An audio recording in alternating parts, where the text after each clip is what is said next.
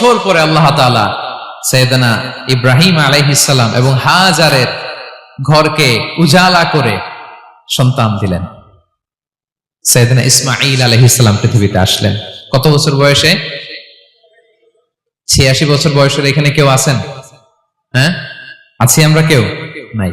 86 বছর বয়সে প্রথম সন্তান পেয়েছে। তাদের ঘরকে উজালা করে আল্লাহর নবী সাইয়েদনা ইসমাঈল আলাইহিস সালাম আসলেন। এবার আল্লাহ বললেন, যাও স্ত্রীকে আর এই কলিজার টুকরা সন্তানকে, থাকো তো প্যালেস্টাইনে, প্যালেস্টাইন থেকে ১,৫০০ কিলোমিটার দূর দ্য ব্যারন ল্যান্ড, ওই মক্কার ধুধুমরু প্রান্তরে রেখে আসো, যেখানে কেউ নাই, মানুষ নাই, গাছ নাই, পাখি নাই, পানি নাই, যাও রেখে আসো। আচ্ছা বলেন তো, ৮৬ বছর পরে যে লোকটা সন্তান পেল, বুঝে শুনে উত্তর দিয়েন, ৮৬ বছর পরে যে লোকটাকে আল্লাহ তাআলা সন্তান দিল, তার হৃদয়ে ওই সন্তানের